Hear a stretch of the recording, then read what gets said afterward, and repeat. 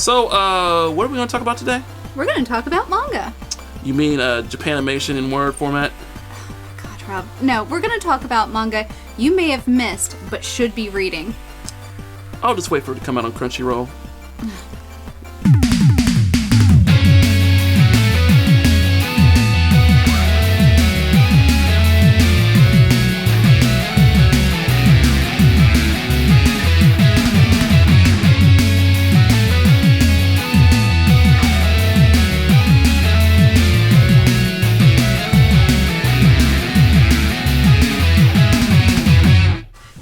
So, you know, I watch anime, I read some manga, I recognize Guns with Cats, but I don't recognize any of this.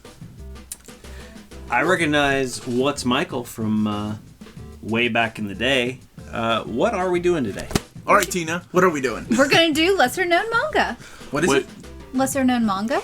You won, because I have no idea what we're talking about. Well, good. So, manga that you may not have heard of that you should read? Definitely. Perhaps? Yeah. So my favorite manga, you know, isn't, unfortunately, a lot of it's out of print. That's what I was going to say.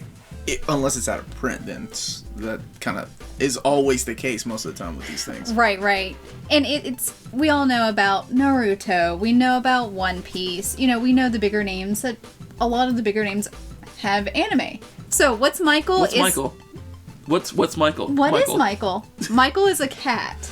So before Cheese Sweet Home, there was What's Michael. And this is more, I wouldn't say it's Cheese Sweet Home from an earlier time. It's sort of more of a funny comic. Okay. About a cat and his life. Who happens to be named Michael. Michael. That is a manga that I recommend to people that don't read manga. Like Dan. I was like, hey Dan, you like cats and you like comics. Here's a comic book. I sold it to him as a comic book, not a manga, about a cat. Well, and it's funny. And look at the direction. You borrowed it all of goes. them. Well, yeah, that was back when Dark Horse was doing everything left to right. So mirroring the manga the way it was printed.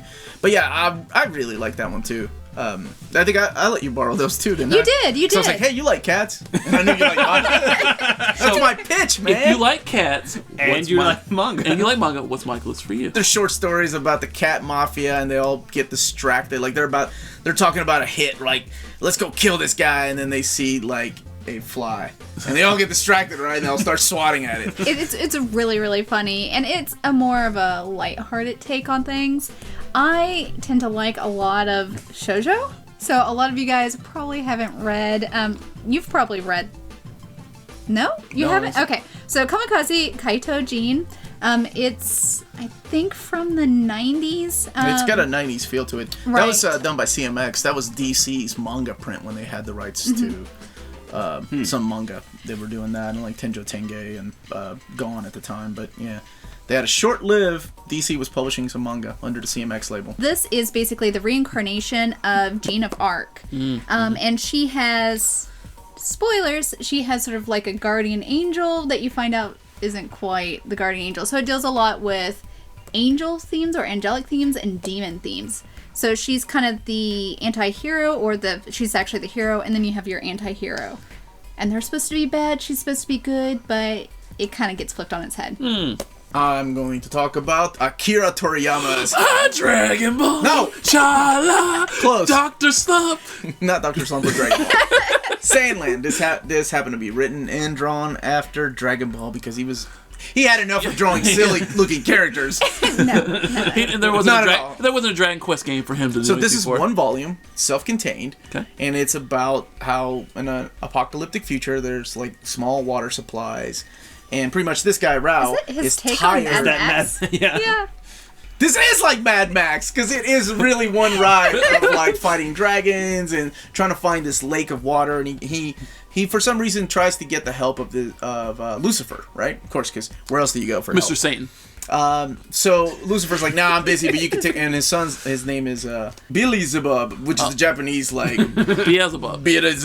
Right. So anyway, that's this guy, and together with this guy named Thief, they go across the land to find this lake of water, and on the way they get into some mischief. It's just a really fun book, and now, it's Akira Toriyama. Series? Nope, this is it. Just one volume. No, I don't think there was an animated series or anything.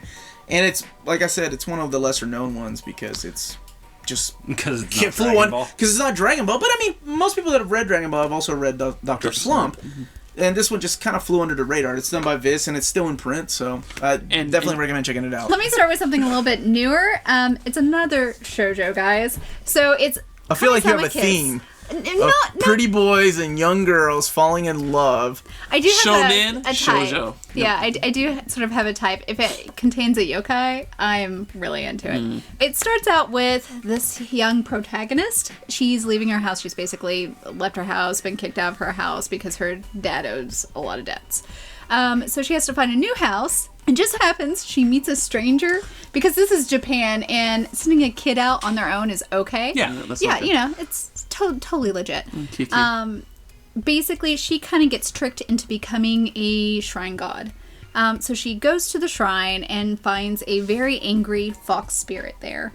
And then hijinks ensues. So this is a series. It's a multi-series. And it did get picked up for an anime, well, maybe 3 years ago.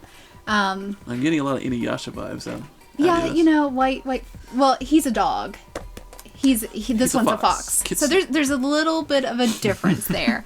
And it does talk about sort of the mythos or Japanese mythos of gods. You've got snake familiars. You've got crazy little shrine characters in here. Yokais? Yes, yokais. Is that a demon? That's your word? So if you want a love story that has yokais in here, Kami-sama Go Kiss watch is for you. Inuyasha. Unfortunately, my next pick is out of print because Viz is stupid. This is one of the best stories I've ever read, and this is Sanctuary. Ryoichi Ikegami has this realistic style. Looks very Golgo 13-esque. Is fucking amazing. It's the guy that drew Crying Freeman. It's written by Sho Fumimura, which I'm sure I'm butchering his name.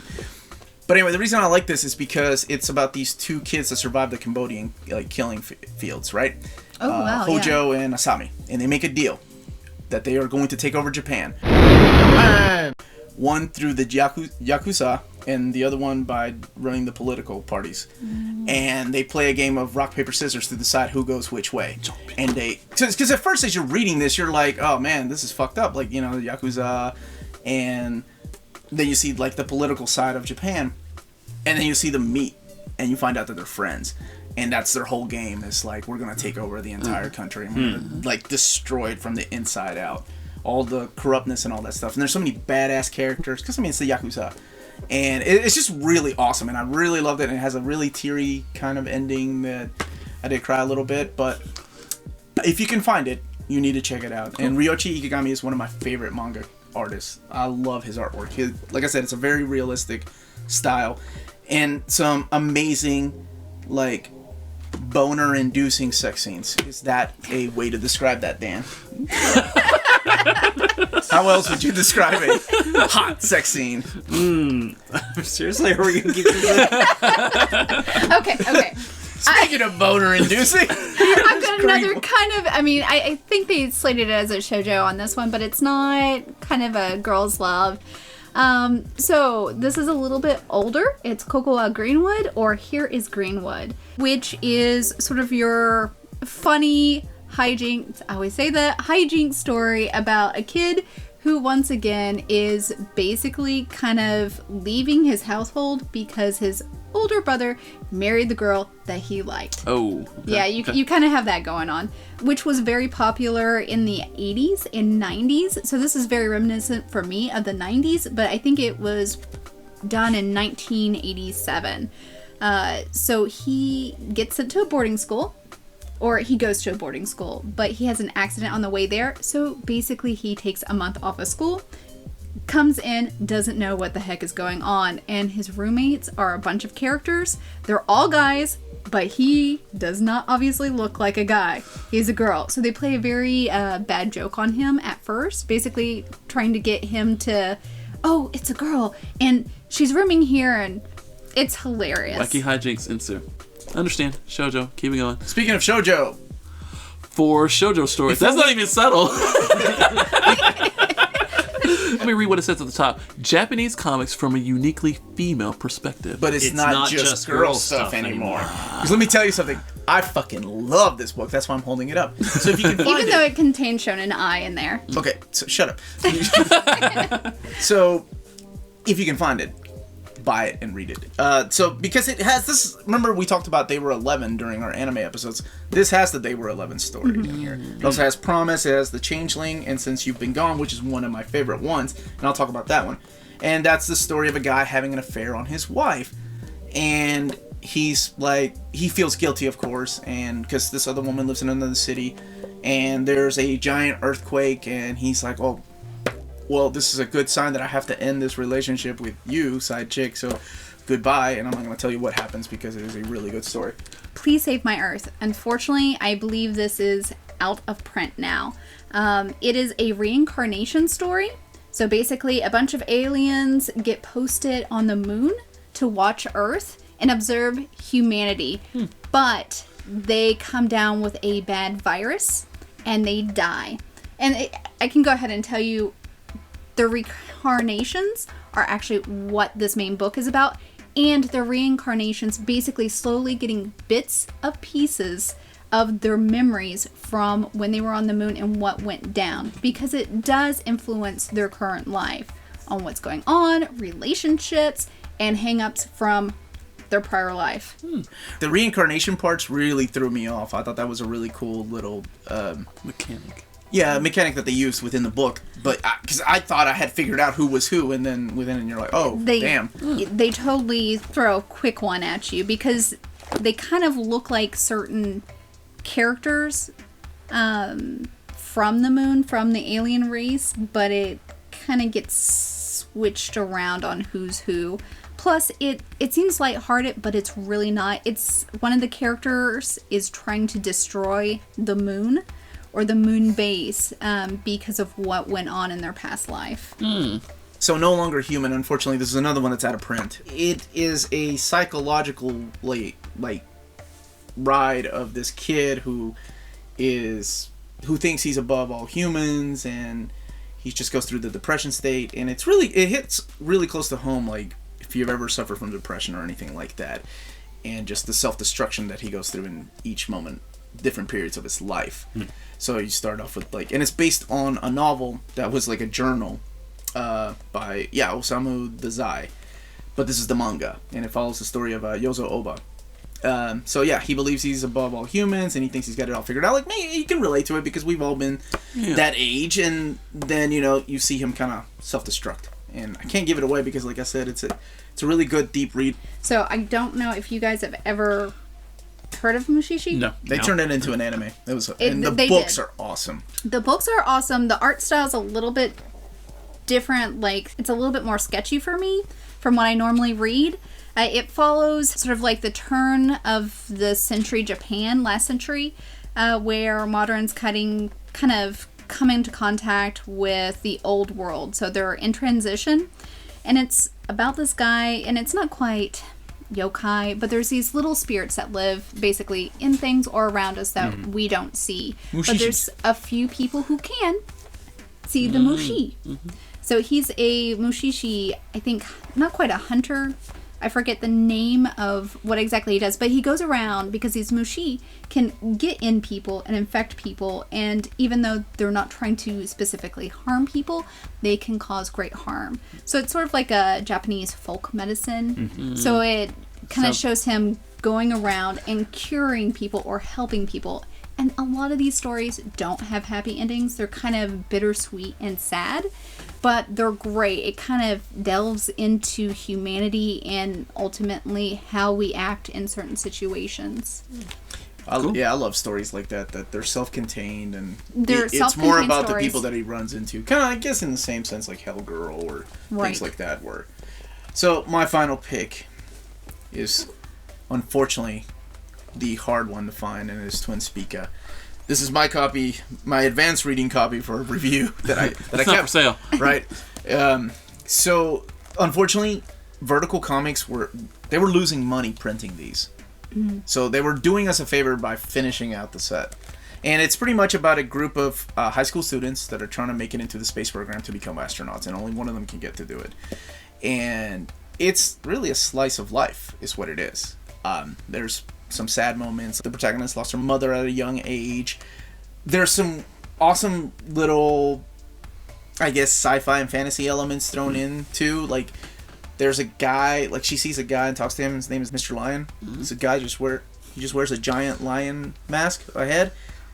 But we kind of think that, like, you kind of get the sense that he's a ghost. Like, he was an astronaut at one time. Like, because the story kind of shows, like, there was a ship that crashed from an astronaut, and this guy, you also kind of see what he's thinking about, like, his ex-girlfriend and things like that, what's happened with her.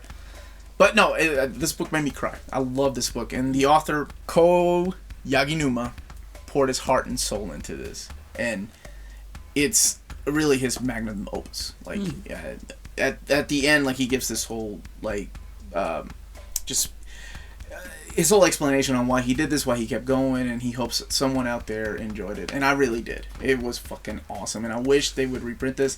If not in physical format, then in some kind of digital format, because this book should be read by everybody. It was amazing. And it was 13 volumes, I think, but some of them were oversized, so I can't really tell if it was supposed to be like that or not. But yeah, that's my last pick. Those are some of our favorite lesser-known mangas. Do you have a manga that may have been missed? I need to expand my reading collection, so post it down below. If you liked, please subscribe, comment. Thanks. If you ever listen to one of our old podcasts, shut up, Dan! You sound like our fucking speech therapist. We'll start over again. Okay. So I'm going to stand.